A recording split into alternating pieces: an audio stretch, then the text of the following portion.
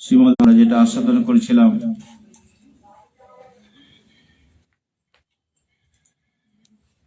আমরা 10 নম্বর শ্লোক থেকে আরম্ভ করব আজকে। তাতে জীবের স্বরূপ সম্পর্কে বলছেন। এর আগের দিন, তার আগে আমরা যেটা এই অধ্যায়ে আস্বাদন করে এসেছি, 1 নম্বর শ্লোক থেকে 2 নম্বর শ্লোক হচ্ছে সংসারটা যে একটা অসত্য বৃক্ষের মতো তুলনা করা হয়েছে। আমাদের সংসারী বৃক্ষ যেমন মূল হচ্ছে নিচে, লতা পাতাগুলো উপরে, কিন্তু এই সংসারের বৃক্ষটা কিন্তু ওই রকম না। এই বৃক্ষটা হচ্ছে, এর মূল হচ্ছে উপরে, আর শাখা পাশাখা যত রকম পাতা আছে সব নিচের দিকে। তার মানে গাছের একটা উৎপত্তি যেমন বীজ থেকে হয়, কোথায়? মাটি থেকে। আর শাখা প্রশাখাগুলো উপরের দিকে হয়। কিন্তু আমাদের উৎপত্তি কিন্তু নিচ থেকে নয়, আমাদের উৎপত্তিটা হচ্ছে উপর থেকে। যেহেতু পরমাত্মা উপরে, পরমাত্মা থেকে আমাদের সৃষ্টি। মূল শাখা, যেটা মূলটা কিন্তু পরমাত্মাই, এবং তারপরে আসলেন মূল শাখা হিসেবে ব্রহ্মা, তারপরে বিভিন্ন শাখা প্রশাখা হচ্ছে বেদ, তার উপশাখা সত্যতম রজ 3টি গুণ, তারপরে হচ্ছে আপনার বেদ, লতা পাতাগুলো হচ্ছে বেদ। এরকম ভাবে সংসারটাকে তুলনা করা হয়েছে। তো এই পুরুষোত্তম যুগে এখানে বলা হলো 3 থেকে 6, এটা এই সংসারের স্বরূপ সম্পর্কে 1 নম্বর থেকে 2 নম্বর এই দুটো শ্লোকের মধ্যে বলা হয়েছে, এবং সেটা আমরা আস্বাদন করেছি এর আগে। এরপরে 3 থেকে 6 নম্বর শ্লোক পর্যন্ত এটা আস্বাদন করলে, এটাও আমরা আস্বাদন করেছি। তাতে বলা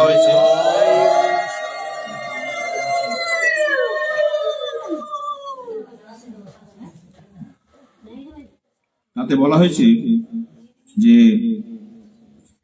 এই যে সংসার, এই সংসারটা আমাদেরকে বৈরাগ্য দ্বারা এই সংসারে যে মূলটাকে ছেদন করে দিতে হবে।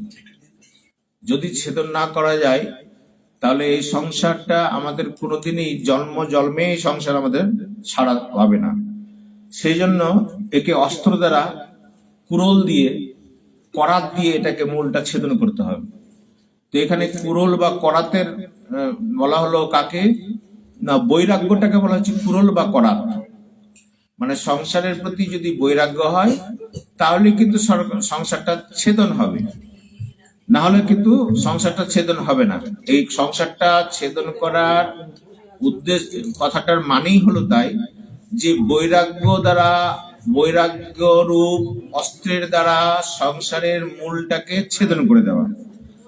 এটা হচ্ছে বৈরাগ্য অস্ত্র দ্বারা ছেদন করা, সংসার বৃক্ষ ছেদন। তাহলে কি হবে? তাহলে অব্যয় রূপ প্রাপ্তি হবে।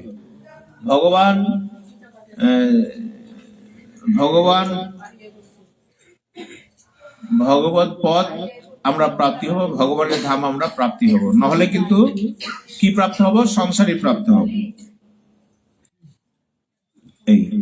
এই অব্যয় পদের বর্ণনা করা হয়েছে। তারপরে বললেন জীবের স্বরূপ সম্পর্কে। এবার আমরা 10 নম্বর শ্লোক থেকে আমরা আরম্ভ করবো। জীবের স্বরূপ 7 থেকে আরম্ভ হয়েছে। ময়বংশ জীবলোকে জীববুদ্ধ সনাতন। তারপরে এই পরবর্তী এগুলো চলছে, যে এর স্বরূপ, জীবের স্বরূপ সম্পর্কে বলছে। তো আমরা 9 নম্বর শ্লোক পর্যন্ত এর আগের দিন আমরা আস্বাদন করেছিলাম। তাতে 9 নম্বর শ্লোকে কি আস্বাদন করেছিলাম? বলছেন শ্রয়ং শ্রোতম চক্ষু স্পর্শঞ্চ রসনং ঘ্রাণশ্চ অধিষ্ঠানং মনশ্চায়ং বিষয়ানু সেবতে। জীবাত্মা কর্ণ, চক্ষু, ত্বক, রসনা, নাসিকা, মনকে আশ্রয় করে শব্দাদি বিষয় সকল ভোগ করে থাকে। তার মানে এই পঞ্চ ইন্দ্রিয় মধ্যে মন আশ্রয় করে বিষয়কে সে ভোগ করায়। তার মানে এই বিষয়ের মধ্যে ভোগ করিয়ে বিষয়ের যে গন্ধ স্পর্শ, শব্দ স্পর্শ গন্ধ, এই যে বিষয়ের তন্মায়ত্ব আছে তার সঙ্গে সম্পর্ক স্থাপন করে সে কর্ম করায়, আর সেই কর্মর ছাপটা, সংস্কারটা তার মধ্যে কি সঞ্চিত কর্ম হিসাবে তার মধ্যে সঞ্চিত হয়। এই সঞ্চিত কর্ম যেটা আমরা কর্ম করি হচ্ছে এটা সঞ্চিত কর্ম, আর আরেকটা হচ্ছে প্রারব্ধ কর্ম। তো সঞ্চিত কর্ম করলে সঞ্চিত কর্মের যে ফল, এই ফলটা উন্মুখ হবে তখনই যখন ফলটা পেকে যাবে। পেকে যাওয়ার পর ওখান থেকে বীজ অঙ্কুরোদ্গম হবে। তো তাহলে সঞ্চিত কর্মটাই যখন ফল দানে উন্মুক্ত হবে, যে না এই ফল দেবে, তখনই ওটাকে হচ্ছে প্রারব্ধ কর্ম। সঞ্চিত কর্মটাই প্রারব্ধ কর্ম রূপে আমাদের কাছে আসে। তো এইভাবে পঞ্চ ইন্দ্রিয়কে আশ্রয় করে মন আমাদেরকে এই মায়ার মধ্যে ঘোরায়। পুনরূপী জননম পুনরূপী মরণম, এটা চলতেই থাকে। আমাদের 84 লক্ষ জনিতে আমরা ঘুরতেই থাকি। এই জীবের স্বরূপ সম্পর্কে বললেন। তারপরে বলছেন এবার 10 নম্বর শ্লোকে শুনুন। উৎক্রামন্তং স্থিতং বাপি ভুঞ্জনাম ন গুণান নিতম বিমরা নানো পশ্যন্তি পশ্যন্তি জ্ঞান চক্ষুষা। জীব কিরূপে সত্যাদি গুণ সংযুক্ত হয়ে দেহে অবস্থিত থেকে বিষয়সমূহ ভোগ করেন। জীব কিরূপে সত্যাদি গুণ সংযুক্ত হয়ে, সত্যাদি মানে সত্য, রজ এবং তম গুণকে আশ্রয় করে বিষয়গুলো ভোগ করে। সাত্বিক কর্ম, রাজসিক কর্ম আর তামসিক কর্ম রূপে আমরা বিষয় ভোগ করি। কেউ সাত্বিক ভাবে বিষয় ভোগ করি, কেউ রাজসিক ভাবে বিষয় ভোগ করি, কেউ তামসিক ভাবে বিষয় ভোগ করি। এই 3 ভাবেই আমরা ভোগ করে থাকি। কেউ ভালোভাবে আমরা থাকি, সাত্বিক ধর্ম অবলম্বন করে বিষয় ভোগ করি। কেউ রাজসিক ধর্ম, যশ প্রতিষ্ঠা লাভ অর্থ ইত্যাদি দ্বারা আমরা বিষয় ভোগ করি থাকি। তামসিক ধর্ম অনাচার দুরাচার অসামাজিক কর্ম করেও আমরা সংসারের মধ্যে থাকতে ভালোবাসি অনেক মানুষ, এটা হচ্ছে তামসিক। এইভাবে সত্য, রজ এবং তম 3টি গুণের দ্বারা ত্রিভিগুণী ময়ী মামি নাভি জানতি মামেভয়ম, এই 3টি গুণের দ্বারা আমরা বন্ধন প্রাপ্ত হয়েছি। আমরা কিন্তু জানি না যে এই 3টি গুণই আমাদেরকে প্রকৃতিত আমাদেরকে ঘুরাচ্ছে। দড়ি দিয়ে বেঁধে, যেমন গরুকে দড়ি দিয়ে বেঁধে এক জায়গা থেকে এক জায়গায় নিয়ে যাওয়া যায়, ঠিক তেমনি এই 3টি গুণের দড়ি দ্বারা আমাদেরকে এই ভবসাগরে এরা কখনো ডুবায় কখনো উঠায়, এভাবে চলতেই থাকে সবসময়। এই সত্যাদি গুণের বিষয়সমূহ ভোগ করার এখানে রহস্যের ব্যাপার হচ্ছে কিরূপে দেহ হইতে উৎক্রান্ত হয়। এই দেহ থেকে উৎক্রান্ত হন মানে যে এই গুণ সমূহ থেকে কর্ম করলে কর্মের প্রভাবটা এক দেহ থেকে আরেক দেহ যায়। এই জ্ঞানটা বিমূঢ়াত্মা, মূঢ় ব্যক্তি, যারা অজ্ঞানী ব্যক্তি, তারা কিন্তু এখানে আপনারা একটু সরে সরে আসেন, নাহলে এদিকে চলে আসো, এখানে চলে আসে, জায়গা আছে যারা দিই। তো বিমূঢ়াত্মা, যারা মূঢ় ব্যক্তি, তারা কিন্তু এটা জানতে পারেন না।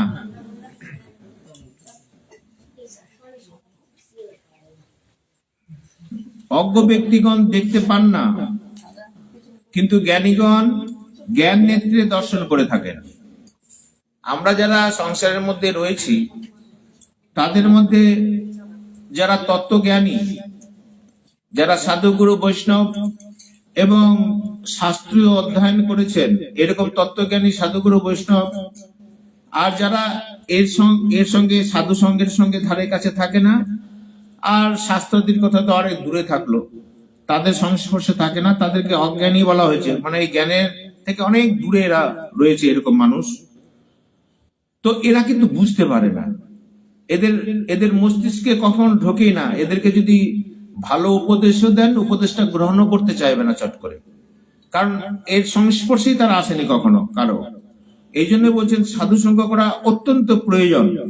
না হলে তত্ত্বজ্ঞান গুলো, জ্ঞানী হতে গেলে যে আমাকে ভালো শিক্ষিত হতে হবে, বিশাল ডিগ্রিধারী হতে হবে, তাও কিন্তু নয়। এখানে বলছেন আমি যদি লেখাপড়া কমও হয় আমার, তাহলে কিন্তু যিনি তত্ত্বজ্ঞানী তার সংস্পর্শে থেকে যদি আমি জ্ঞানটা নিই, তাহলেও কিন্তু সে জ্ঞানী। সেই জ্ঞানটা নিলেও তিনি জ্ঞানী, তিনি জ্ঞান সেখান থেকে নিলেন। এই জন্য বলছেন তদ্বিদ্ধি প্রাণীপাতেন পরিপ্রশ্ন সেবায়া উপদেখান্তি তে জ্ঞানে জ্ঞান তত্ত্বদর্শী নাম। তত্ত্বদর্শী জ্ঞানীর কাছে গেলেই, শ্রদ্ধাযুক্ত ভাবে গেলেই আপনি সেই জ্ঞানটা পাবেন, যাবেন।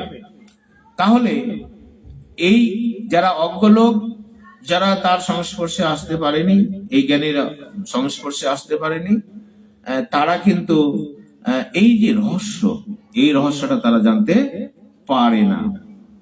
কিরকম আরেকটু শুনুন ব্যাখ্যা সহকারে, যে এই শরীর গুণযুক্ত জীবাত্মা অজ্ঞ ব্যক্তি জানে না। এই যে স্থূল দেহ পরিত্যাগ করার সময় সূক্ষ্ম দেহ করণ শরীরের সঙ্গে নিয়ে যায়। আমাদের এই স্থূল দেহ কর্ম করি, সূক্ষ্ম দেহে সেটা অনুভব করি, আর করণ শরীরে ওটা ছাপ পড়ে যায়। ক্যামেরায় যেমন ছাপ পড়ে, ছবি তোলার সময় ছাপ পড়ে যায়, মানে একটা ফিল্মের মধ্যে ছাপ পড়ে যায়। এখন তো ডিজিটাল হয়ে গেছে, তার মধ্যে একটা ছাপ পড়ে যায়। আমাদের যেমন ছবি আমরা যেমন দেখতে, তেমন ছবিটা চলে আসে।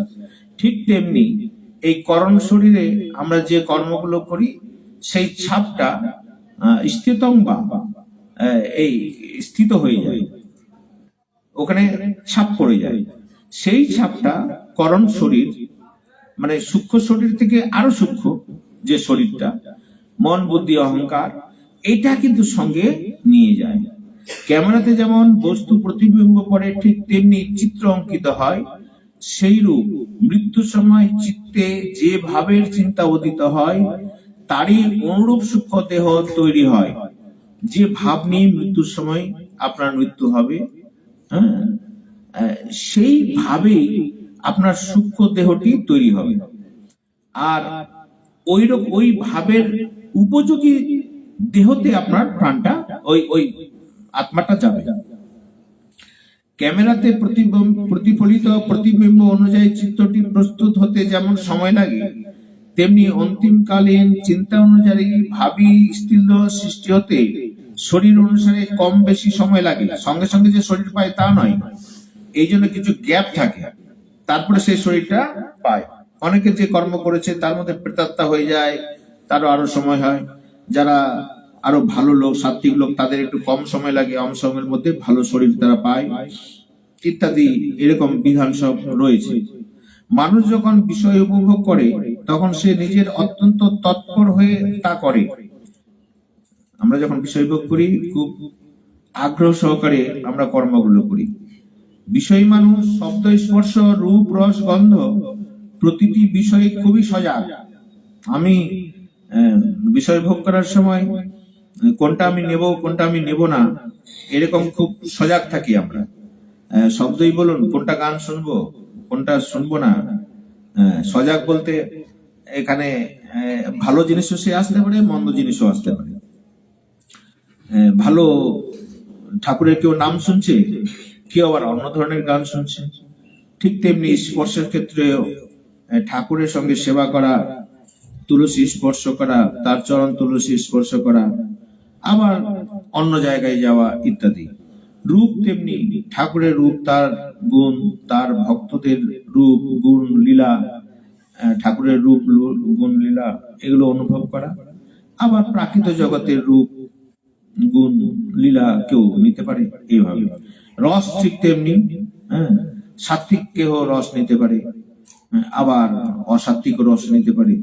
গন্ধ তেমনি। তাহলে বিষয়ের সব এই যে পঞ্চ তন্মাত্রা, শব্দ স্পর্শ রূপ গন্ধ, এরই সংস্পর্শে এসে আমরা কি করি, বিষয়গুলো ভোগ করি। এই প্রত্যেকটি বিষয় অত্যন্ত বিস্তৃত ভাবে বর্ণনা করা যায়। এগুলিতে এত বিশেষজ্ঞ হলেও সে আসলে মূঢ়ই।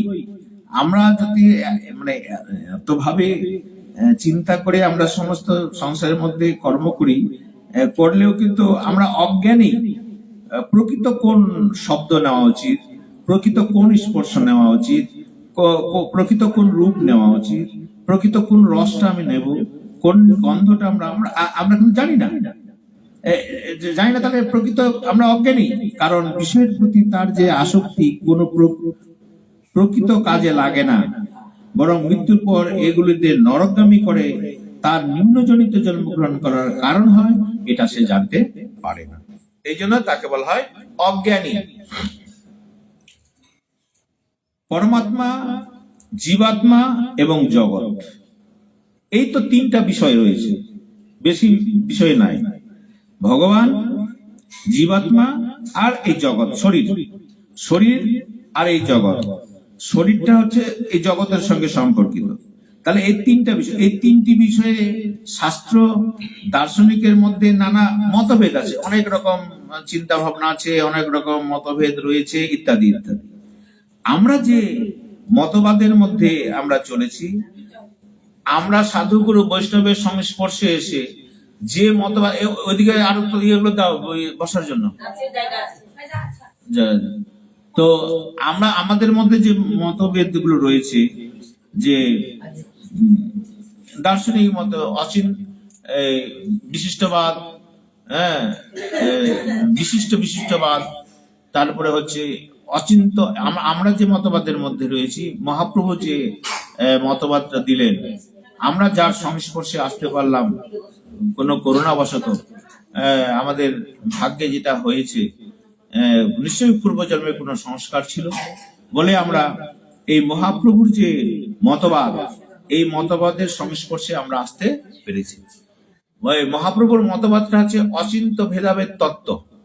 এই তত্ত্বের উপরে প্রতিষ্ঠিত এই মহাপ্রভুর মত, অচিন্ত ভেদাভেদ তত্ত্ব। মানে জীবের স্বরূপটা অচিন্তীয় বলা হয়েছে, ভেদ এবং অভেদ দুটোই আছে এর মধ্যে। মানে ঈশ্বরের সঙ্গে আমাদের কিছু কিছু ভেদও আছে আর কিছু কিছু অভেদও আছে। এই মহাপ্রভুর যে মতভেদটা অচিন্ত বলা হলো কেন? মানে এটা চিন্তার বাইরে, সবসময় এটা আমাদের মস্তিষ্কে, মগজে এটা ঢোকে না। তো খুব কঠিন বিষয়।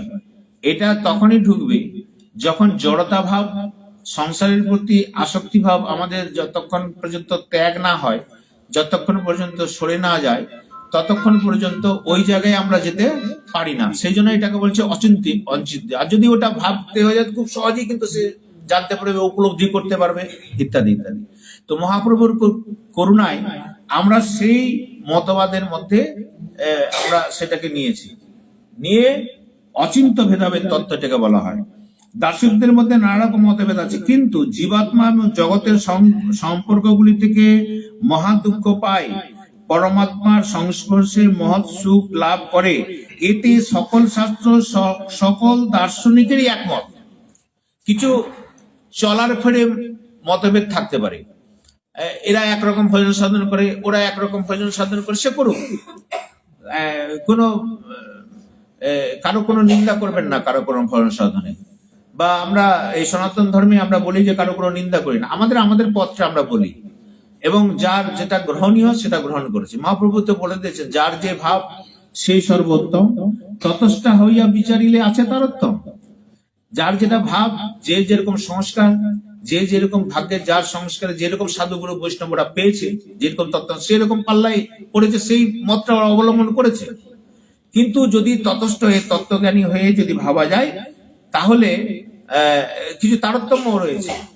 সর্বভৌম ভট্টাচার্য, প্রভবানন্দ সরস্বতী, এরা তো জ্ঞানবাদী, জ্ঞানমার্গী সব সন্ন্যাসী ছিল, বিদগ্ধ পণ্ডিত, বেদ এদের নখদর্পণে, প্রত্যেকটা গ্রন্থ এদের নখদর্পণে।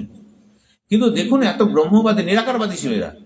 নিরাকারবাদী হওয়ার পরেও মহাপ্রভুর তত্ত্ব জ্ঞান শুনে তারা কিন্তু সাকারবাদী হয়ে গেল। এটা কি করে সম্ভব হলো? না, মহাপ্রভুর সংস্পর্শে আসা, তার তত্ত্ব জ্ঞান। এখন তত্ত্ব জ্ঞান মানে কি? মানে সমস্ত ভাগবত গীতা থেকে আরম্ভ করে বেদ থেকে সমস্ত শাস্ত্রীয় শ্লোকগুলো বলে বলে যখন বুঝিয়ে দিলেন, বলছে হ্যাঁ ঠিক তো, আমরা যে ওই একই শ্লোক, ওরা ব্যাখ্যা একরকম করেছে, মহাপ্রভু একরকম, তো আপনাদের ব্যাখ্যাগুলো এইরকম নয়, এইরকম। তখন হৃদয়ে তার লেগেছে, যেটা ঠিক জিনিস যেটা সৎ জিনিস সেটা কিন্তু হৃদয়ে কিন্তু অনুভব হবেই হবে। যদি শুধু বুঝিয়ে দেয় সে নিশ্চয়ই অনুভব হবে। তো এতগুলো বিদগ্ধ পণ্ডিত তারা কিন্তু এই ভক্তি মার্গে কিন্তু আসলেন মহাপ্রভুর সংস্পর্শের সাথে। এটা কি করে সম্ভব হলো? তাহলে বলছেন যে এইভাবে যদি কোন সাধুগুরু বৈষ্ণবের সঙ্গে সংস্পর্শে আসা যায়, সেই তত্ত্বজ্ঞানটা যদি আমরা পাই, তো জ্ঞানটা আমরা বিজ্ঞানের সঙ্গে অনুভব করতে পারি। জ্ঞানটা তখন বিজ্ঞান হয়ে যায়, মানে যে জ্ঞানটা নেওয়ার পর আমি অনুভব করতে পারি, হৃদয়ের সঙ্গে একত্রিত করে দিতে পারি এবং জীবনে প্রতিফলিত করতে পারি, তাহলে সেটাকে বলা হচ্ছে বিজ্ঞান। এইভাবে বিজ্ঞানময় জীবন তার দেখা যায়। তবে একটা জিনিস খুব মিল আছে, এতগুলো মতভেদ হলেও সবাই কিন্তু চায় কি, পরমাত্মাকে চায় সবাই, এবং পরমাত্মাকে চায় কিসের জন্য? সুখের জন্য, সুখ যেন লাভ হয়। তো সবাই যখন চায়, তাহলে এত কারোর সাথে কোনো মতভেদ রাখার দরকার নেই। আমি আমার মতবাদে যাব এবং ঠাকুরকে আমি কিভাবে পাবো, এবং প্রকৃত সুখ কিন্তু ঠাকুরকে পেলেই হবে, এটার মধ্যে কোনো ভেদ নেই। কিন্তু এটা সবাই চায়, কিন্তু পাওয়ার পন্থটা এক একজনের এক একজন। মহাপ্রভু যেটা দিয়েছেন আমাদেরকে সেটা খুব সহজ এবং নিগুড় তত্ত্ব আমাদেরকে দিয়েছেন। এই তত্ত্বটা কিন্তু সব জায়গায় নেই। ভগবানকে পাওয়া মানে কিরকম ভগবানকে পাওয়া, এটা নিয়ে, যেমন ধরেন একটা আম আছে, তো আমটাকে আপনি দূর থেকে দেখছেন একরকম তার ভাব, কাছে গিয়ে নাকে তার সৌরভ আসছে ওইটুকু পর্যন্ত, এটা একটা ভাব। কটা হলো? দুটো ভাব হলো। আর একটা ভাব হচ্ছে যে আমটাকে আস্বাদন করা, যে তাহলে আরেকটা আস্বাদন ভাব হয়ে গেল, তিনটা। তাহলে এরকম হচ্ছে, একটা হচ্ছে জ্ঞান যোগ, একটা হচ্ছে যোগ মার্গ, আর একটা হচ্ছে ভক্তি মার্গ। হ্যাঁ, তাহলে এরকম তিন ভাবে আপনি এটাকে বলতে পারেন। যে আমি দূর থেকে অবলোকন করলাম, একটা ভাব হলো, কাছাকাছি গেলাম, আর একটা ভাব হলো, আর ওটাকে আমটাকে আমি ভালো করে আমানি করে আস্বাদন করলাম। তাহলে কোনটা সব থেকে মধুর হলো? আমি আমটাকে যেটা আস্বাদন করলাম সেটাই সব থেকে মধুর। কিন্তু দেখছে সবাই কিন্তু আমটা কি, হ্যাঁ, সবারই যাওয়ার রাস্তা কিন্তু ওই আমের কাছেই, কিন্তু সবাই কিন্তু পৌঁছাতে পারলো না। কারা পৌঁছাতে পারলো? যারা ওই আস্বাদন করলো আমটাকে, যারা নিল, নিয়ে ওটাকে জিভে দিল, আস্বাদন করলো, তারা প্রকৃতপক্ষে প্রকৃত আস্বাদক, রসের আস্বাদক কিন্তু তারাই। এটাকে বলা হচ্ছে ভক্তি মার্গ। যারা ওই প্রেম ফলটাকে নেয়, নিয়ে তারা নিজেরা আস্বাদন করে, ঠাকুরও যেমন আস্বাদন করে, আবার ভক্তরাও আস্বাদন করে। এটাই হচ্ছে ভগবানকে চরম রূপে পাওয়া। হ্যাঁ, এই জন্য বলছেন যে জ্ঞান যোগ ভক্তি তিন সাধনের বসে, হ্যাঁ, ব্রহ্ম আত্মা ভগবান ত্রিবিধ প্রকাশে। জ্ঞান যোগ ভক্তি, এই তিনটা সাধন মার্গ রয়েছে। তারপরে আবার ওর ওর মধ্যে আবার কিছু কিছু ভাগ রয়েছে, ওই দিকে যাওয়া গেল না। জ্ঞান যোগ আর ভক্তি তিনটা সাধন মার্গ। হ্যাঁ, ব্রহ্ম, জ্ঞান যোগীরা কি, জ্ঞানীরা কি চায়? ব্রহ্মকে চায়। যোগীরা কি চায়? আত্মাকে, আত্মা দর্শন করেন, যে ভগবান আমার আত্মার মধ্যে আছে, এটা এটা দর্শন করলে ওরা সিদ্ধি লাভ। জ্ঞানীরা কি চায়? সাযুজ্য মুক্তি চায়। এই, আর ভক্তরা কি চায়? ভগবান কি চায়? এই, তাহলে জ্ঞান যোগ ভক্তি তিন সাধনের বসে, ব্রহ্ম আত্মা ভগবান ত্রিবিধ প্রকাশে। এই তিন রকম সাধন দ্বারা ভগবানকে পাওয়া যায়। তাই তিনটা সাধন দিয়েই আমরা বুঝতে পারি যে প্রকৃতপক্ষে ভগবানকে পূর্ণরূপে পাওয়া হচ্ছে ভক্তি মার্গ। পূর্ণরূপে ফলটাকে আস্বাদন করা, যেমন যে মানুষ পূর্ণরূপে ফলটিকে আস্বাদন করলো সেটা হচ্ছে প্রকৃত আস্বাদন। তাহলে যে সাধন মার্গে পূর্ণরূপে ভগবানকে পাওয়া যায়, পূর্ণরূপে ভগবানের সেবায় নিয়োজিত হওয়া যায়, সেটা হচ্ছে ভক্তি মার্গ। এছাড়া অন্য কোনো রাস্তা নেই। জ্ঞানও পাওয়া যাবে না, যোগিত পাওয়া যাবে না। তাহলে সবাই কিন্তু এই সুখ পায়। এই সুখের প্রকৃত সন্ধান মহাপ্রভু আমাদেরকে দিলেন। জগৎ এক মুহূর্ত স্থির ভাবে থাকে না, এটি অমোঘ নিয়ম। এটা আমরা জানি যে জগৎ সবসময় পরিবর্তনশীল, এক মুহূর্ত স্থির থাকে না। আমাদের শরীরটাও কি এক মুহূর্তে স্থির আছে কি? যদি স্থির থাকো তাহলে বালক থেকে আমরা বুড়া হয়ে গেলাম কি করে? তাহলে সে পরিবর্তন হচ্ছে। তাহলে এটা এটা আমার শরীরের মধ্যে, আমার শরীরে যেমন পরিবর্তন হচ্ছে, প্রকৃত জগতে এরকম পরিবর্তন হচ্ছে, সব জায়গায় কিন্তু এরকম পরিবর্তন হয়ে আছে। তার পরিবর্তন হয়েছে ক্ষণভঙ্গুর জগৎ, যে ক্ষণভঙ্গুর এ কথা বলে শুনে পড়েও অজ্ঞানী ব্যক্তিরা স্থির বলেই মনে করে। যারা অজ্ঞানী তারা কিন্তু মনে করে কি, যারা বুঝে যে না এটা পরিবর্তনশীল আমার শরীর, পরিবর্তনশীল আমার সংসার, অতএব এর প্রতি আকৃষ্ট না হয় ভালো। যারা তত্ত্বজ্ঞানী তারা কিন্তু এর প্রতি আকৃষ্ট না, মমত্ব বোধ রাখে না। কিন্তু যারা অজ্ঞানী তারা করে কি, এর প্রতি মমত্ব ভাব রাখে। হ্যাঁ, এই জন্য ভোগ সামগ্রী, ভোক্তা, ভোগীরূপী ক্রিয়া এগুলি স্থায়ী বলে মনে না করলে ভোগ করার সম্ভবই হয় না। ভোগের যে সামগ্রী রয়েছে সংসারের মধ্যে, ভোক্তা মানে আমি, আর ভোগরূপী যে সমস্ত কর্মগুলো করা হয়, এই কর্ম এগুলি যদি স্থায়ী মনে না হয়, তার মানে আপনি যদি মনে করেন যে সংসারের মধ্যে ভোগের সামগ্রী যেগুলো আছে এটা স্থায়ী নয়, আমিও স্থায়ী নয়, আমি বলতে আমার শরীরটা স্থায়ী নয়, আজ আছে কাল নাই, আর কি ভোগরূপী, তাহলে যে কর্মগুলো আমি করছি ওই ভোগকে, ভোগ সংসারের মধ্যে ভোগ করার জন্য যে কর্মগুলো করি সেই কর্মগুলোও কিন্তু স্থায়ী নয়, আসে এবং যায় চলে যায়। তাহলে এটা যদি অস্থায়ী আমি মনে করি, এইগুলি যদি স্থায়ী মনে না করি, তাহলে কিন্তু আমাদের পক্ষে ভোগের প্রতি যে আকৃষ্ট এটা আর থাকে না, ধীরে ধীরে কমে যায়।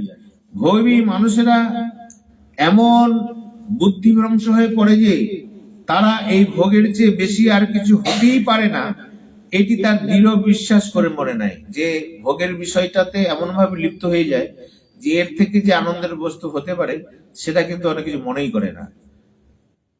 সংসারের মধ্যে আমরা দেখি যারা মদখোর, ওই রাস্তার মধ্যে খুব বেশি ওভারলোড হয়ে গেলে পড়ে থাকে, ওই যে পড়ে আছে মনে করবেন না খুব দুঃখে আছে, তা নয়, কিন্তু ও কিন্তু এখন খুব মানে আনন্দই থাকে। কিন্তু কুকুর অবশ্য পেচ্ছাপ করে যায় মুখের মধ্যে, তো কিন্তু ও খুব আনন্দেই থাকে।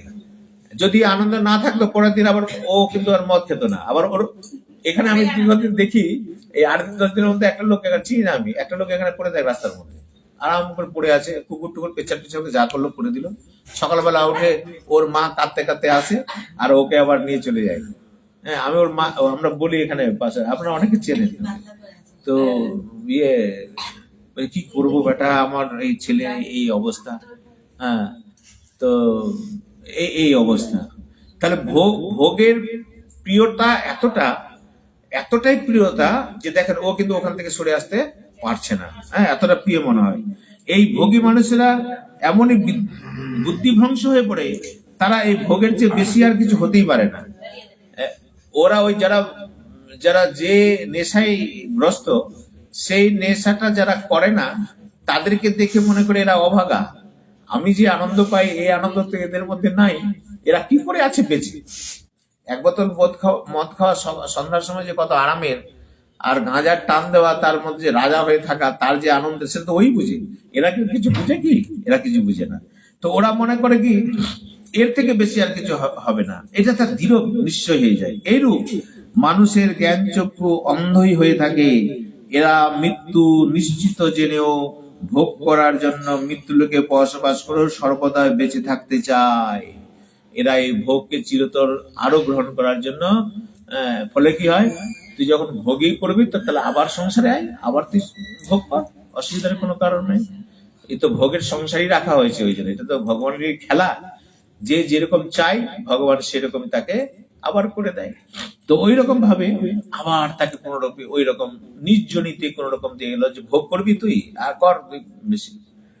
মানুষজনিতে ভোগ করে তো হলো না। এখানে তো একটা দুটো বাচ্চা করতে আমাদের অবস্থা খারাপ, নার্সিং হোম আর ডাক্তার কবিরাজ করতে করতে আমরা একদম ততস্থ। তো শুকরের ড্রেনের মধ্যে 8টা-10টা বাচ্চা হয়ে থাকে, তাহলে ওর ভোগের মধ্যে কত আনন্দ আছে আপনি চিন্তা করুন। আমরা দুটো একটা বাচ্চা নিতে নিতেই তো আমাদের অবস্থা খারাপ, ওরা 10টা বাচ্চা নিয়ে আছে, ড্রেনের মধ্যে ঘুমিয়ে আছে কত, তাহলে তো শুয়োরের জীবনটা আরো ভালো আমাদের থেকে, আরো ভোগের জীবন। তাহলে এরকম যারা ভোগে আসক্তি থাকে তাদেরকে ওইরকম নিম্নজনিতে তাদেরকে আরো চলে যেতে হয়। তারা ওইখানে কর, ভোগ যত পাচ্ছিস তুই কর। এই হচ্ছে অজ্ঞানের পরিণামটা তার। হ্যাঁ, এইভাবে তাকে নিয়ে যায়। যে জীবাত্মা স্থূল শরীর থেকে বের হয়ে অন্য দেহপ্রাপ্ত হয়, বিষয় ভোগে রত হয়, এই অবস্থাকে গুণে লিপ্ত হয়ে প্রতিমান হলেও প্রকৃতপক্ষে সে স্বয়ং নির্লিপ্ত থাকে। কিন্তু মজার ব্যাপারটা হলো কি জানেন, যে এই দেহর মধ্যে যে আত্মা রয়েছে, এই আত্মা কিন্তু নির্লিপ্ত থাকে, এ কারোর সঙ্গে কোনো ইয়ে না, সম্পর্কিত না। তাহলে যে ভোগ যে সুখ পায়, সুখটা কে পায়? একটা প্রশ্ন। আমি যে সংসারে ভোগ করছি তো একটা সুখ তো পাই, সে তামসিক সুখ হোক, রাজসিক যাই সুখ হোক। তাহলে সুখটা কে পায়? শরীরটা পায় না আত্মা পায়? এটা একটা প্রশ্ন। এটাকে আমরা ভেবে দেখেছি কখনো? দেখিনি না? এবার দেখবেন, এটা শুনবেন তো, কালকে সকালবেলা থেকে এটা চিন্তা করবেন যে সত্যি এটা কে। আচ্ছা, আমরা বলি যে কিছু দেখছি, তো কে দেখছে? আমি দেখছি। তো আমি দেখছি মানে কি? চোখ, চোখ দেখছে। তো চোখটা কি আপনি? বলছেন না, আমি তো চোখ না। তাহলে কে দেখছে? তাহলে এটা চিন্তা করবেন, খুঁজবেন, তাহলে পাবেন। কিন্তু কে দেখছে? বলছে আমার চোখ। তো আপনার চোখ যখন দেখছে, তাহলে আপনি দেখছেন না? তো বলছে না, আমি দেখছি না, এটা আমার চোখ দেখছে। তো আপনার চোখ যখন দেখছে, তো যখন মৃত্যু হয়ে যায়, এই আমিটা যখন চলে যায়, তখন কি চোখ দেখে? বলছে না, দেখে না। কেন দেখে না? তাহলে কে দেখছিল? যখন মৃত্যু হচ্ছে তখন তখন তো জীবাত্মা যখন বেরিয়ে যাচ্ছে, ডেড বডি পড়ে থাকছে, তখন তো দেখে না। তাহলে কে দেখছে? অনুভব করুন, চিন্তা করুন, মন্থন করুন, কে দেখছে তাহলে? তো বলছে হ্যাঁ ঠিকই তো। তার মানে জীবাত্মা যতক্ষণ পর্যন্ত তখনই দেখছিল। তাহলে দেখছিল কে? তাহলে জীবাত্মা। তাহলে আত্মাই হচ্ছে দেখছিল। আমার সংসারে কোনো সুখ হচ্ছে, সুখটা অনুভব করছে কে? এই শরীর অনুভব করে না। কিন্তু কে অনুভব করে? আমি অনুভব করি, মানে আত্মাই অনুভব করে। কিন্তু এখানে বলা হচ্ছে আত্মা হচ্ছে নির্লিপ্ত, এই কারোর সাথে কোনো সম্পর্কিত নাই। তো দুটো কথা আলাদা হয়ে যাচ্ছে না? ভিন্ন ধর্মী হয়ে যাচ্ছে। এক জায়গায় বলছে যে আত্মা কারোর সাথে কোনো সম্পর্কিত, স্বরূপ ধর্ম হচ্ছে কারোর সাথে সম্পর্কিত নয়। আর এক জায়গায় বলছে যে না, আত্মা সম্পর্কিত এবং সুখ দুঃখের ভোগ ভাগীয় আত্মা। কারণ হাতটা কেটে দিলে আমাদের লাগে, যখন ডেড বডি পড়ে থাকে হাতটা কেটে দিলে কোনো অসুবিধা নেই, পুড়িয়ে দেয়। ডেড বডি পুড়ে দিল, ওকে মারে বাপরে চিৎকার করে কি? কিছু না, কিছু না। কেন? তাহলে কষ্টটা, পুরানোর যে কষ্টটা, সেটা অনুভব করে না। তাহলে অনুভব করেছিল কে? আত্মা অনুভব করেছিল। কিন্তু এখানে তো বলা হচ্ছে আত্মা নির্লিপ্ত। এই যে জ্ঞানের কথা, এই এই জ্ঞানটাকে জানতে হবে। একটা নির্লিপ্ত আত্মা, যে কারোর সাথে সম্পর্কিত নাই, তাহলে ও দুঃখ পাবে কি করে? এ তো কারোর সাথে সম্পর্কিত নাই। তো বলছে এই জীবাত্মা যে শরীরটাকে আপন করে নিয়েছে, আমার ভাব করে দিয়েছে। কে করেছে? এই আত্মাই করেছে। শরীরের সাথে জড়ের সঙ্গে আত্মাটা একাত্ম হয়ে গেছে। সেই আত্মার স্বতন্ত্র ভাব, তার শক্তি আছে সেখান থেকে ছাড়িয়ে নেওয়ার। কারণ বিবেক জ্ঞান ওই আত্মার মধ্যে রয়েছে শরীরের দ্বারা। তাহলে ওই জ্ঞান আত্মাদের সে বিবেক দ্বারা চিন্তা করবে যে না, আমি শরীরটা নই, আমি নির্লিপ্ত আত্মা, এই ভোগের মধ্যে, সুখ আর দুঃখের মধ্যে আমি নই। তাহলে এর প্রতি যদি বৈরাগ্য হয়, তাহলে কিন্তু সুখ দুঃখের কোনো কষ্ট তার মধ্যে আসবে না। তার মানে সংসারের প্রতি বৈরাগ্য ভাব নিলেই সংসারের যত দুঃখ হোক বা সুখ হোক বা দুঃখ হোক, কোনটার প্রভাব তার আত্মার মধ্যে পড়বে না, সে মস্ত থাকবে। ওটা হচ্ছে তুরীয় অবস্থা, ওটা সাধনের একদম উঁচু পর্যায়ে অবস্থা, সেটাকে বলা হয়। আমাদের সাধন ভজনের মূল কর্তব্যই হচ্ছে এটা, দিকটাই হচ্ছে এটা, যে অনাসক্ত হওয়া, সংসারের প্রতি অনাসক্ত হওয়াই হচ্ছে সাধন ভজনের মূল দিক। যতক্ষণ পর্যন্ত অনাসক্ত সংসারের প্রতি না হই, ততক্ষণ পর্যন্ত গোবিন্দ ভজনে আমাদের মন যাবে না। এটা একদিনে হবে না। এই জন্য বারবার আমরা পাঠে এই কথাটাকে আলোচনা করি। একদিনে এটা হয় না। সাধন ভজন করতে করতে করতে ধীরে ধীরে বারবার এটা মন্থন করবেন, স্মরণ করবেন, চিন্তন করবেন, তবে না মাইন্ড সেটিং হবে। সাধু সঙ্গ করবেন, এই জন্য তো এত কষ্ট করে যে ঠান্ডার মধ্যে আপনারা এসেছেন যে না একটা হরিকথা শুনি, দু একটা কথা। এই জন্যই তো যে এটা এটা পাই, এটাকে মন্থন করবেন, করে আর সঠিক নির্ণয়টা আপনি নেবেন যে না ঠিক এই এই এই এই কথাটা ঠিক। তাহলে ওইভাবে আপনি চলবেন, তখন সংসারের প্রতি আপনার বৈরাগ্য ভাব আসবে। আর বৈরাগ্য ভাব যেমন যেমন আসবে, ঠাকুরের প্রতি আপনার ভক্তি ভাবটাও সেই রকম ভাবে কিন্তু আসবে। আর এখন পর্যন্ত যেটা আমরা চলছি, এটা হচ্ছে দু নৌকায় পা দেওয়ার মতো আর কি। আমরা এদিকেও আছি, ওদিকেও আছি, সব দিকেও আছি, মানে ভগবানকেও ছাড়তে চাইছি না, আর আমার নাতি পোতাকেও ছাড়তে চাইছি না। ফলে দুটোকে ধরে রাখাতে পারে, কোনটাই কাজ হচ্ছে না, আমরা মাঝখানে বসে আছি থাপকা হয়ে। যা বলছি, গুরুদেব আমার তো সাধন ভোজন এগোতে, এগোবে কি করে? এগোবার তো তুমি সাধনই নিচ্ছ না, তুমি এগোবে কি করে? ফলে আমাদের অবস্থা হচ্ছে এগুলো, এই সাধন ভোজনে আমরা এগোতে পারি না। কারণ এগুলো কি করে, আমরা দুটো দিকে ধরে রেখেছি তো। আপনার একটা দিক আপনাকে ছাড়তে হবে, একটা দিক যতক্ষণ পর্যন্ত না ছাড়া হয় ততক্ষণ পর্যন্ত সাধন ভোজনে এগোনো যাবে না। এই জ্ঞানের কথা বলছেন যে এই অজ্ঞানীর মতো যারা সংসারের মধ্যে থাকে তাদের কিন্তু এই চেতন ভাবটা কখনো হয় না। সংসার এই যে পরিবর্তনশীল, এত দুঃখ কষ্টে, হ্যাঁ, এই জ্ঞানের ভাবটা তার মধ্যে ও পায় না কখনো। প্রকৃতপক্ষে আত্মার গুণাদির সঙ্গে সম্পর্কই নেই। আত্মা ভ্রমবশত গুণের সঙ্গে নিজের সম্পর্ক মেনে নিয়েছেন। প্রকৃতপক্ষে আত্মার সঙ্গে কিন্তু আমাদের এই শরীরে কোনো সম্পর্ক নেই, কিন্তু এটা মেনে নিয়েছে, পাতানো সম্পর্ক আর কি। হ্যাঁ, যার জন্য একে বারবার এই মেনে নেওয়ার সম্পর্কের জন্য বারবার কি হচ্ছে জানেন, কখনো উচ্চ জনিতে কখনো নিজ জনিতে আমাদেরকে জন্ম নিতে হয়। কবু স্বর্গে ওঠায়, কবু নরকে ডুবায়, দণ্ড জানি রাজা যেন নদীতে চুবায়। কখনো আমরা ভালো কর্ম করে স্বর্গেও গেছি, কতবার গেছি তার ঠিক নেই। আবার স্বর্গ থেকে এখানে মর্তলোকে এসেছি, আবার নরকেও গেছি অনেকবার, সেখান থেকেও আবার এখানে ফিরে এসেছি। এই বহু জন্ম, আমাদের কোটি কোটি জন্ম, অনন্ত জন্ম আমাদের পার হয়ে গেছে। এটা একটা সুবর্ণ সুযোগ আমরা পেয়েছি এই মানব জন্ম। আর সব থেকে বড় কথা আছে, আমরা সাধু সঙ্গ একটা পেয়েছি, আমরা শ্রী গুরুদেবের চরণাশ্রিত হতে পেরেছি। এটা একটা ভাগ্যের কথা কিন্তু। তো এটা আমাদের সুবর্ণ সুযোগ আমাদের কাছে। তাই বলছেন যে এইখান থেকে এই জ্ঞান নিয়ে যদি প্রকৃত নেওয়া যায়, তাহলে যে আমাদের এই যে জন্ম, সংসার চক্র, উচ্চ জনি নিচু জনিতে যাওয়া, এটা আর হয় না। সেই জন্য বলছেন যে প্রকৃত জ্ঞানী যারা, আমরা সংসারী লোক প্রকৃত অজ্ঞানী, যার জন্য আমাদের এই দুর্দশা হয়। তো তারা ভুল, এই গুণাদির সঙ্গে তারা ভুল করে কি, গুণাদির সঙ্গে সম্পর্ক স্থাপন করে যে সংসার থেকে সুখ পেতে চায়, সে সংসার এই এই গুণের সঙ্গে সম্পর্ক স্থাপন করে তারা সংসার থেকে সুখ পেতে চায়। যে সুরাদি দ্বারা সুখ করা হয় সেটি যেমন নিজের নয়, অন্যের কথা আর কি বলা যাবে। কাকে দিয়ে সুখ করা যায়, মানে শরীরকে দিয়ে আমরা সুখ করতে চাই, কিন্তু আমরা পেতে চাই সূক্ষ্ম সুখ, কিন্তু চলি আমরা দুঃখের রাস্তায়, আর পেতে চাইছি কি আমরা সুখ। তা হবে কি, আমরা তো বিপরীত রাস্তায় চলছি, তো প্রকৃত সুখ পাবো কি করে? এখানে যেটা সুখ পাই, অনুভব হয়, সেটা মরিচিকার মতো। যেমন সামনে জল, পিপাসার্থ, যাই একটু জল পাই, তো গিয়ে এই লোভে আমরা যাচ্ছি, দেখছি জল নাই, হ্যাঁ, ওখানে শুষ্ক মরুভূমি পড়ে রয়েছে। ঠিক তেমনি সংসারের সুখের জন্য আমরা ধাবিত হই, কিন্তু প্রকৃতপক্ষে আমরা সুখ পাই না। মানুষ কোনো না কোনো ভাবে জগতে আবদ্ধ থাকতে চায়।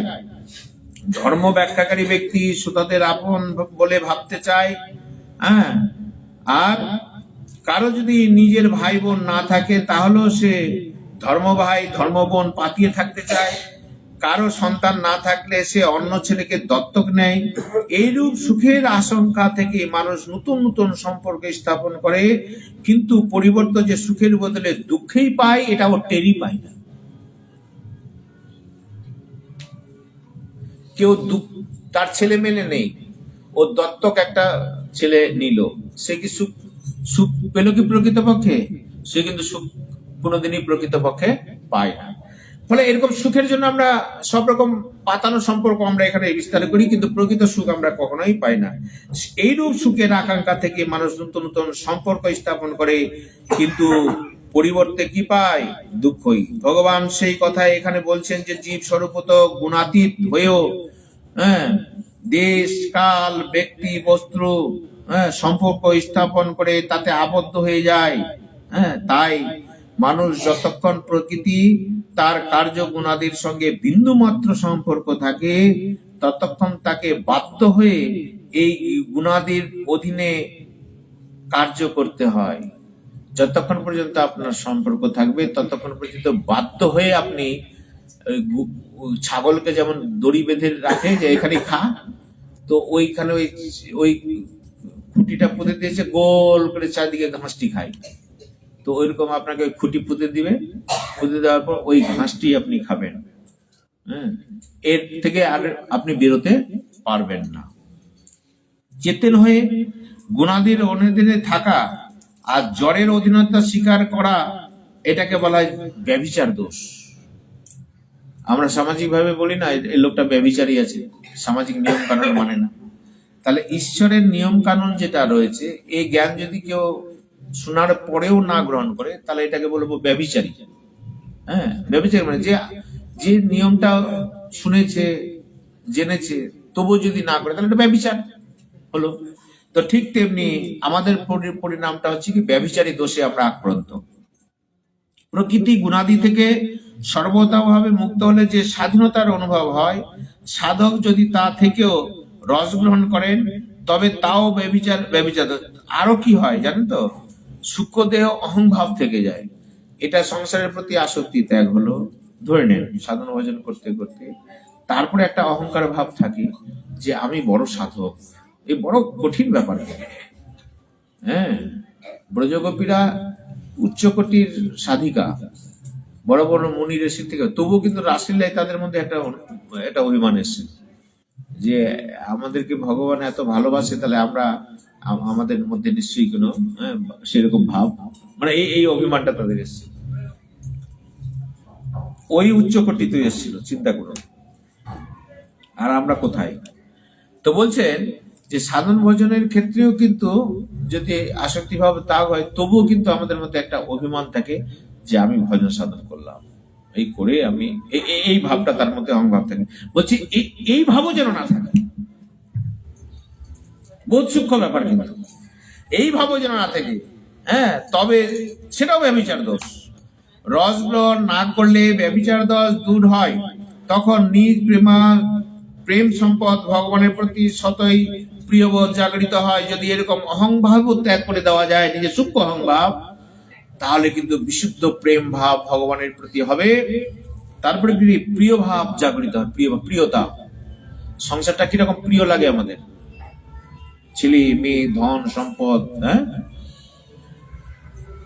আগে তো ছেলে মেয়েকে, আগে তো বউকে খুব প্রিয় লাগতো, তারপরে ছেলে মেয়ে যখন হলো তো ছেলে মেয়েকে প্রিয় লাগলো। প্রথমে তো মাকে ওরকম যদি করেন তো মা বাবা প্রথমে প্রিয়, তার আঁচল দিয়ে ঘুরতাম। তো বিয়ে হয়ে গেল তো মা বাবাকে ভুলে গেলাম, এবার বউকে আঁচল দিয়ে ঘুরছি। এবং ওটা ঘুরতে ঘুরতে ছেলে মেয়ে যখন হলো তো ওদের প্রিয়তা থাকলো। এখন ছেলে মেয়ের বিয়ে হলো তো এবার নাতি পোতার প্রিয়তা এখন থাকতে, মানে এই জাল, মাকড়সার জালের মতো আমরা সব রয়েছি।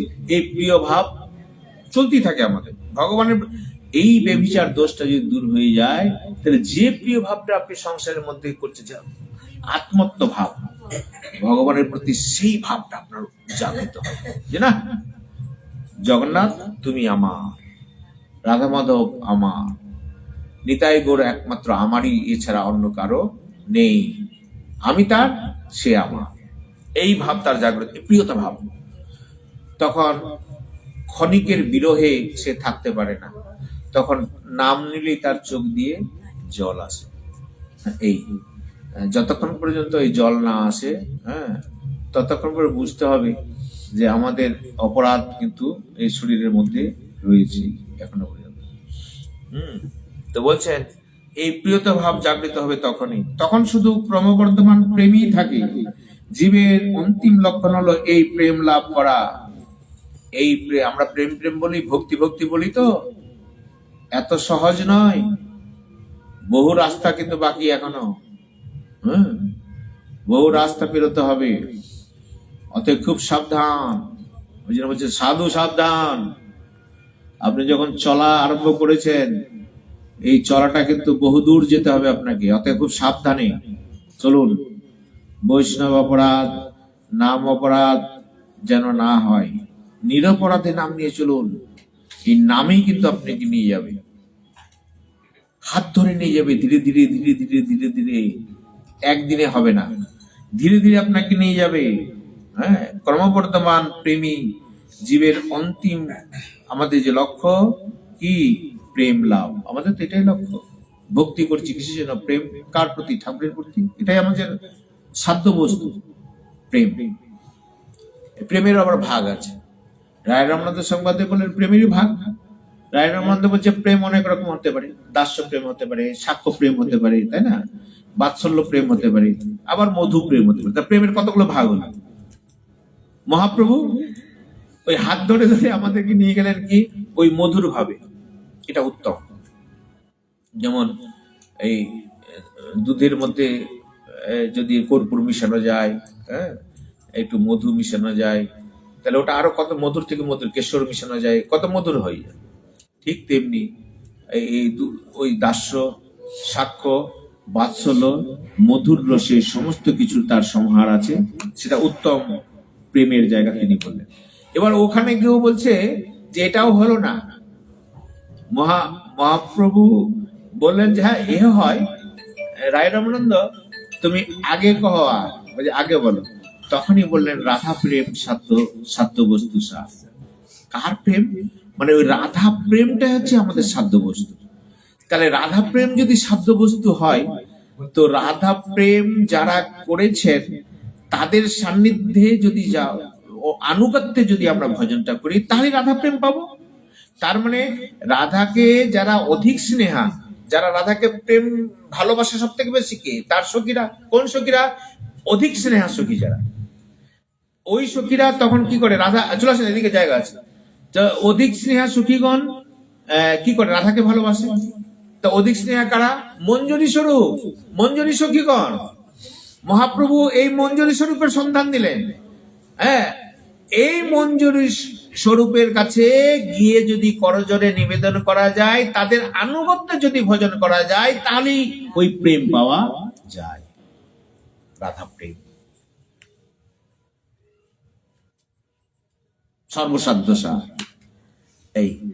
এই হচ্ছে প্রেমের উন্নত উজ্জ্বল রসের সংস্থা। আচ্ছা, এই তো বহু কথা আছে, এই কথার শেষ নেই আর কি। আমরা তো 1 ঘন্টা শুনছি। যাই হোক, এই গীতাকে আমরা আস্বাদন করছি, প্রেমের বহু ব্যাখ্যা। তবুও ওখানে রাধা প্রেমটা, কান্তা প্রেমকে সর্বসাধ্য বললেন। ওই কান্তা প্রেমের থেকেও আরো উঁচু মানের প্রেমের কথা মহাপ্রভু বললেন, যেটা বলেছে পরকীয়া প্রেম, প্রিয়সী তত্ত্ব, যে রাধা কৃষ্ণের মধ্যে। এই প্রেমটার মধ্যে যে প্রিয়তা ভাব আরো উৎকৃষ্ট। মহাপ্রভু কিন্তু সেই জায়গায় আমাদেরকে নিয়ে গেলেন, নিকুঞ্জ নিভৃত নিকুঞ্জে আমাদেরকে নিয়ে গেলেন। তো সেটা যাওয়ার অধিকারী হতে হবে। তো আমাদের যদি কামনা বাসনটাকে, আসল জায়গাটাই যদি, প্রাইমারি জিনিসগুলো ত্যাগ যদি না করতে পারি, এই জন্য গীতাটা হচ্ছে আমাদের ভজনের ভিত। গীতাটাকে অবলম্বন না করলে আমরা হাঁটতেই পারবো না। আমার গুরুদেব পাঠ করতেন আর এই কথাটা বারবার বলতেন যে এই গীতাটাকে অবশ্যই সঙ্গে রাখবেন জীবনে। হ্যাঁ, তিনি আজকে যদি থাকতেন, তাহলে আমরা হয়তো ভজনের আরো অনেক কথা আমরা জানতে পারতাম। তিনি আজকে আর নেই, ফলে একটা আমাদের বৈষ্ণব জগতে একটা অন্ধকার চলে এসেছে। বড় বড় বাবাজি যারা আছেন বৃন্দাবন, তারাও কিন্তু এই কথাগুলো অকপটে স্বীকার করেন যে সত্যি আপনার গুরুদেব প্রভুপাদ 108 কৃষ্ণচন্দ্র গোস্বামী, শ্রী শ্রী কৃষ্ণচন্দ্র গোস্বামী, তিনি যদি থাকতেন, তাহলে কিন্তু আমরা তার দৌলতেই যতগুলো আমরা এখানে যতটুকু ভজন সাধনে এগোচ্ছি, তার কৃপায় কিন্তু। হ্যাঁ, তিনি যদি থাকতেন তাহলে আরো কিছু আমরা হয়তো পেতাম, কিন্তু যতটুকু আমাদের ভাগ্যে ছিল ততটুকুই হলো। সেই প্রেমের সন্ধান, হ্যাঁ, যদি যারা সংসারের মধ্যে অজ্ঞানী, যারা যারা সংসারটাকে প্রিয়তা মনে করেছে, তাদের পক্ষে এই জ্ঞানটাকে নিতে পারে না। বিমূঢ়া নানু পশ্যন্তি, বিমূঢ়া নানু পশ্যন্তি বলছেন অজ্ঞ ব্যক্তিরা তা জানে না। বিভিন্ন প্রকার কার্য করলেও আমরা স্বয়ং যেমন একই থাকি, তেমনি গুণাদি সংযুক্ত দেহ পরিত্যাগ করে অন্য দেহ লাভ ভোগ করার সময় আত্মা কিন্তু একই থাকে। তাৎপর্য হলো এই যে পরিবর্তন হয় তার ক্রিয়াতে, স্বয়ং এর কোনো পরিবর্তন হয় না। যে কর্ম করছে সেই কর্ম অনুযায়ী তার সে দেহ পাচ্ছে, সেটা তার ক্রিয়াতেই পরিবর্তন হচ্ছে। কিন্তু আমি যে আত্মা, এই আত্মার কিন্তু কোনো পরিবর্তন হয় না, এটা জানতে হবে। হ্যাঁ, ভিন্ন ভিন্ন ক্রিয়াগুলি সঙ্গে এক হয়ে ভিন্ন ভিন্ন রূপে দেখা দেয়। সেই জ্ঞানহীন তত্ত্ব না জানা মানুষদের উদ্দেশ্যে এখানে বিমূঢ়া নানু পশ্যন্তি পদটি ব্যবহার করা হয়েছে। তারা যারা জানে না, এটা উপলব্ধি করতে পারে না, তাদেরকে এখানে বিমূঢ় ব্যক্তি বলা হয়েছে। পশ্যন্তি জ্ঞান চক্ষুষা, পশ্যন্তি জ্ঞান চক্ষুষা মানে জ্ঞান চক্ষু বিশিষ্ট জ্ঞানীগণ তা জানতে পারেন। বিমূঢ় আত্মা তো বুঝতে পারলাম, তাহলে পশ্যন্তি জ্ঞান চক্ষুষা প্রকৃতপক্ষে কাকে বলা হচ্ছে শুনুন, এটুকু শুনুন। প্রাণী, পদার্থ, ঘটনা, পরিস্থিতি কিছুই স্থির নয়। জানাতে প্রাণী, পদার্থ, ঘটনা, পরিস্থিতি কিছুই স্থির নয়, অর্থাৎ দৃশ্যমান নিত্য অদৃশ্য হয়ে যাচ্ছে। যে প্রাণী সকল দেখছি, সামনে যে পদার্থগুলো দেখছি, যে ঘটনা প্রবাহগুলো হচ্ছে, এটা কি কখনো স্থির আছে? আজকে একরকম ঘটনা, কালকে আরেক রকম ঘটনা, সবসময় পরিবর্তন হতেই আছে। দৃশ্য মাত্রই সব অদৃশ্য হয়ে যাচ্ছে। যা আজকে দেখছি, এই দৃশ্যটা কালকে কিন্তু আপনি দেখতে পাবেন না। এই যে আপনাদেরকে সমবেত সবাকে আমরা আজকে দর্শন করছি, এই দর্শনটা কোনোদিন কোনো কালে আর হবে না, কোনো কালেই হবে না। ওই যে কেন সামনের রবিবার তো হবে, সামনের রবিবার হবে, কিন্তু যেমন ভাবে বসেছেন, যতটি বসেছেন, ওইটা কখনোই মিল হবে না। হবে কি, হয়তো একজন কম হলো, তাহলে তখন ভেদ হয়ে গেল, এটা কথা, বা একজন বেশি হলো, তবু তো ভেদ হয়ে গেল, তাই তো? আজকে যেমন সেজে গুজে এসছেন, কালকে হয়তো অন্যরকম সাজলেন, তাহলে ওটাও ভেদ হয়ে গেল, তাই না? ওটাও ভেদ হয়ে গেল। তাহলে ভেদটা সবসময় হচ্ছে, ফলে আজকে যেটা দেখছি সেটা কিন্তু কালকে পাবো না, এটা কখনোই পাওয়া যাবে না। তাহলে বলছে যে দৃশ্যমান নিত্য অদৃশ্য হয়ে যাচ্ছে, এরূপ প্রত্যক্ষ অনুভূত হওয়া হলো জ্ঞান চক্ষু। এটা যারা প্রত্যক্ষ করে, যারা বোঝে আর কি, তাহলে বুঝতে হবে তার জ্ঞান চক্ষু তীক্ষ্ণ হয়ে গেছে এবার। এইরূপ প্রত্যক্ষ অনুভূতি হচ্ছে জ্ঞান চক্ষু। পরিবর্তনের দিকে দৃষ্টি থাকলে অপরিবর্তনশীল তত্ত্ব স্বতই স্থিতি হয়। পরিবর্তন হচ্ছে, এটা যদি আপনি দেখতে পান, তাহলে কোনটা অপরিবর্তনীয় সেটা আপনি বুঝতে পারবেন, তাই না? গঙ্গার জল বয়ে যাচ্ছে, পরিবর্তন, তাহলে আপনি স্থির আছেন ঘাটে, তটে আপনি স্থির আছেন, তবে না বুঝছেন যে গঙ্গার জলটা প্রবাহিত। আর গঙ্গার জলের সঙ্গে যদি আপনিও প্রবাহিত হন, তাহলে কি বোঝা যাবে গঙ্গা প্রবাহিত? তাহলে গঙ্গা প্রবাহিত মনে হবে না, গঙ্গা স্থিরই মনে হবে আপনাকে। তাহলে আপনি স্থির আছেন বলেই কিন্তু চলতা দেখতে পাচ্ছেন, তার মানে আপনি ওখানে দ্রষ্টা, আর প্রকৃতিটা হয়ে যাচ্ছে কি দৃশ্য, এটা কিন্তু পরিবর্তনশীল। দ্রষ্টাকে স্থির, দ্রষ্টাকে আমি, আমি কে? আত্মা। শরীরটাও তো পরিবর্তন ওর সঙ্গে। গঙ্গা জল যেমন প্রবাহিত, প্রকৃতিও প্রবাহিত, শরীরটাও তেমনি প্রবাহিত। দেখছে কে? আত্মা। তিনি স্থিত, তিনি সৎ, তিনি নিত্য। এটা বুঝতে হবে। এটা যদি বুঝে নেওয়া যায়, পরিবর্তনের দিক দৃষ্টি থাকলে অপরিবর্তনের তত্ত্বটা তার আসবে। কারণ নিত্য পরিবর্তনশীল পদার্থকে অনুভব করতে পারে কেবল অপরিবর্তনশীল তত্ত্বই। যে পরিবর্তনশীলকে আপনি অনুভব করছেন, তাহলে নিশ্চয়ই আপনার মধ্যে একটা স্থিতি তত্ত্ব রয়েছে, যেটা দেখছে স্থিত ও নিত্য সৎ, ওইটা হচ্ছে আত্মা, ওটা হচ্ছে ঈশ্বর। এই জন্য ভগবানকে বলা হয় কি সৎ, কুটস্থ বলা হয়, কুট, এর কোনো পরিবর্তন হয় না। ওই কর্মকার বাড়িতে যে লোহার ইটা থাকে ওর মধ্যে হাতুড়ি মারে না অনেক, ওটার কোনো পরিবর্তন হয় না। ওর মধ্যে যে লোহাটা দেয় ওটা পরিবর্তন হতে থাকে সবসময়। দাও হলো, হাসুয়া হলো, খুরপি হলো, কোদাল হলো, কিন্তু ওটা যেমন করে তেমনই থাকে। ঠিক তেমনি ঈশ্বর কুটস্থ, ওর কোনো পরিবর্তন হয় না। ও বুঝতে পারে এসব পরিবর্তন হচ্ছে। তাহলে আমি হচ্ছি ঈশ্বরের স্বরূপ, আমি বুঝতে পারি সেটা। সব পরিবর্তন, এই জ্ঞান যদি হয়ে যায় তাহলে সে যে প্রকৃত জ্ঞানী। এখানে এমন মনে করা উচিত নয় যে, এমন মনে করা উচিত নয় যে কি জ্ঞানী ব্যক্তিদেরও স্থূল দেহ পরিত্যাগ করে অন্য দেহ প্রাপ্ত হয় বা ভোগ উপভোগ করতে হয়। জ্ঞানী ব্যক্তিদেরও স্থূল দেহ পরিত্যাগ হয় এবং অন্য দেহ প্রাপ্ত হয়। রাতের যুত চিত্তে বিষয় ভোগ করে তাদের দ্বারা, তাহলে জ্ঞানীদেরও কিন্তু কি হয়, দেহ ত্যাগ করতে হয়। এরকম দ্বিতীয় অধ্যায়ে 13 শ্লোকে বলেছেন, জীবাত্মা এই দেহে কি হয়, জীবাত্মার এই দেহে বাল্য যৌবন বৃদ্ধ অবস্থা আছে, তেমনি মৃত্যুর পর অন্য দেহ প্রাপ্তি ঘটে। কিন্তু জ্ঞানী ব্যক্তি সেই বিষয়ে মোহগ্রস্ত বিকট প্রাপ্ত হন না, কারণ উনি জানেন যে এই দেহটা রূপান্তর হয়েছে মাত্র। একটি জামা খুলে আরেকটা জামা পরা হয়েছে, যেমন আমরা জামা চেঞ্জ করি, ঠিক তেমনি ওই দেহটা চেঞ্জ করা হয়েছে। জ্ঞানী ব্যক্তি তার জ্ঞান চক্ষু দ্বারা স্পষ্ট দেখতে পান যে জন্ম মৃত্যু ইত্যাদি সকল ক্রিয়া বা বিকার পরিবর্তনশীল দেহেই কাজ করে, অপরিবর্তনশীল স্বরূপে নয়।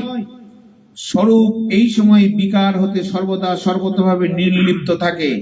দেহকে নিজের বলে মনে করলে অথবা তার থেকে সুখ আস্বাদনের আশা করলে এবং অজ্ঞান ব্যক্তিদের তন্মাত্রার কারণেই এই বিকার স্বয়ং বলে মনে হয়, পতিত হয়।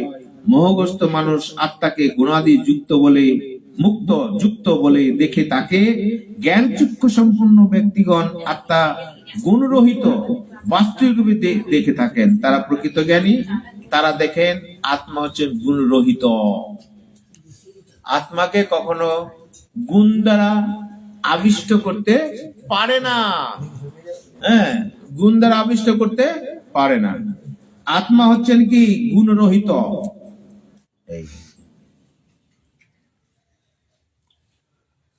আবার ভগবান কি নির্গুণ, আবার ভগবান কি সগুণ।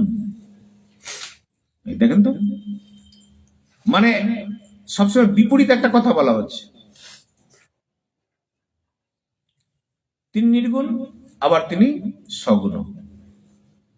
নির্গুণ ব্রহ্ম, আবার একটা সগুণ। আচ্ছা, যেমন জলটাকে আপনি গরম করলেন, কি হলো, বাষ্প হয়ে গেল। তো জলটা তো এখন নিরাকার ছিল, ওটাও তো নিরাকার। আবার ওটা যখন ঠান্ডা করলেন, বাষ্প যখন ঠান্ডা জল হলো, জলকে যদি আরো ঠান্ডা করলেন, কি হবে, বরফ হয়ে গেল। তো নিরাকারটা কি হচ্ছে, সাকার হয়ে যাচ্ছে। ব্রহ্ম, আত্মা আর ভগবান, এরকম তিনটা রূপ। যেমন ধরুন আরেকটা আপনি চিন্তা করুন, নির্গুণ, সগুণ, সাকার, এরকম বলা হচ্ছে তো ভগবানকে। যেমন ধরুন একটা জেনারেটর চলছে, তো জেনারেটর থেকে কি উৎপন্ন হয়, বিদ্যুৎ উৎপন্ন হয়। তো জেনারেটর যখন শান্ত অবস্থা থেকে যখন স্টার্ট করা হয়নি, তার মধ্যে বৈদ্যুতিক গুণটা ওর মধ্যে রয়েছে, ওটা নির্গুণ, নিরাকার, তার মধ্যে কোনো ক্রিয়া নাই, কারণ ওটা বন্ধ আছে তো, কিন্তু বৈদ্যুতিক তত্ত্বটা ওর মধ্যে কিন্তু লুকিয়ে রয়েছে, নির্গুণ, নিরাকার রূপে। এবার ওটাকে স্টার্ট করা হলো, এবার কারেন্ট উৎপন্ন হলো, তার দিয়ে যখন যাচ্ছে তখন হাত যদি দেন তো কারেন্ট ছাকা লাগবে আপনাকে, তখন কি হয়ে গেল, সগুণ, নিরাকার। ওই কারেন্ট কিন্তু একই, ওটা গেল সগুণ। আপনাকে হাতে লাগলো, কারেন্টটা লাগলো, কিন্তু ওকে দেখতে পাচ্ছেন না। তো লাগলো যখন, তার সগুণ, একটা গুণ আছে, মানে একটা ক্রিয়া করার ইয়ে আছে, কারেন্ট লেগে গেছে, আপনার ক্রিয়া আছে, কিন্তু ওকে দেখতে পাচ্ছি না। কারেন্টকে দেখা যায়, কারেন্টকে দেখা যায় না। তাহলে হচ্ছে সগুণ, নিরাকার। ওই কারেন্টটা যখন বাল্বে আসছে, তো বাল্বটা জ্বলছে, তো তো বাল্বটা যখন জ্বলছে সেটাই, ওটা হচ্ছে সগুণ সাকার রূপ ধারণ করে, ওই ভগবানই। অতএব এটা তর্ক বিতর্ক করার কোনো জায়গায় নেই যে ভগবান নিরাকার না সাকার। তিনি যেমন সাকার তেমন নিরাকার। ওই কারেন্টটা, তিনি ওই জেনারেটরে যেমন নিরাকার নির্গুণ ছিল, যখন স্টার্ট করা হলো ওটা সগুণ নিরাকার হলো, আবার যখন বাল্বে ওই একই কারেন্ট যখন আসলো ওটা সগুণ সাকার হয়ে গেল। অতএব এখানে কোনো ভেদাভেদ নেই। যারা ভেদাভেদ করেন তত্ত্বজ্ঞানীরা কিন্তু নিয়ে কোনো তর্ক বিতর্ক করে না, এই তুই তো সাকার ভাবে ভগবান কি বলে নিরাকার ভাবে, তোর ভজন ঠিক নাই, অমুক নাই। অতএব ওগুলো কোনো সমালোচনা করার কোনো দরকার নেই। যার যে ভাব সেই সর্বোত্তম, ততস্থ হইয়া বিচারিলে আছে তার উত্তম। তো যে নির্গুণ ভাবে, তো নির্গুণ তো ভগবান আছে, ঠিকই আছে। কিন্তু আপনি যদি সাকার ভাবে, মহাপ্রভু যেটা আমাদেরকে নিয়ে গেলেন সগুণ সাকার, এবং তার সেবায় নিয়ে যেতে পারলেন, এর মতো উত্তম জিনিস আর কোথাও আছে?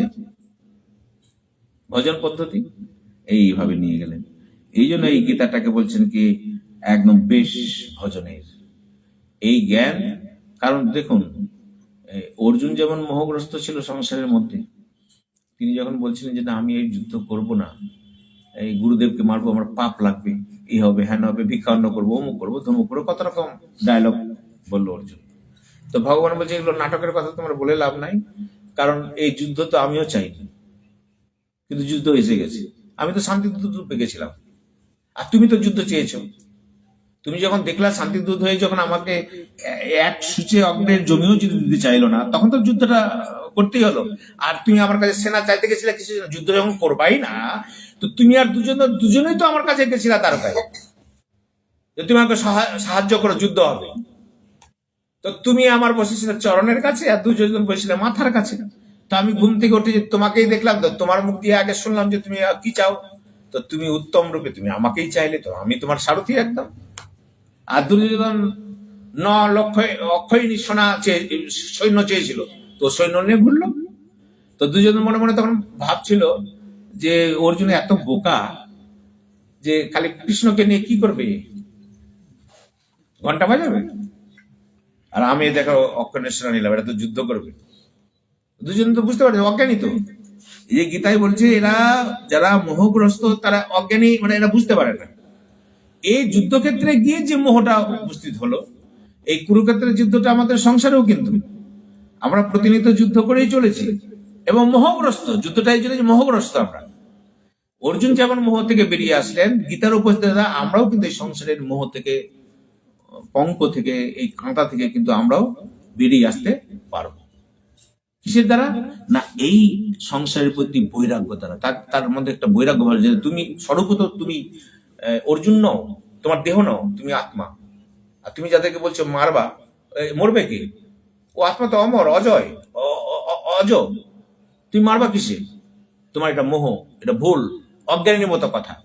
এই যে 18 অধ্যায় তাকে দেওয়ার পরে শেষে অর্জুন বললেন যে হ্যাঁ এইবার ঠাকুর আমি নষ্ট মোহ স্মৃতি লব্ধা, আমার সেই সমস্ত অজ্ঞান মোহ দূর হয়ে গেছে, আমি আজ জ্ঞান ফিরে পেয়েছি, আমি আজ জেগে উঠেছি। এবার বলুন আপনি যা করবেন এবার তাই করতে প্রস্তুত। যেটা ধনুষ ছেড়ে দিয়েছিল, ঠিক তেমনি এই গীতার জ্ঞানটা যদি আমরা নিতে পারি, তাহলে সংসারের প্রতি যে আসক্তি আমাদের রয়েছে, এই আসক্তির বন্ধনে যে সংসারের কর্ম আমরা বন্ধিত হয়েছি, এখান থেকে আমরাও ঘুরে উঠে দাঁড়াতে পারবো, আর রাধা মাধবের চরণে আমরা সেই ভজন সাধনে রতে হবো। নিতাই গৌর প্রেমানন্দে একবার হরি।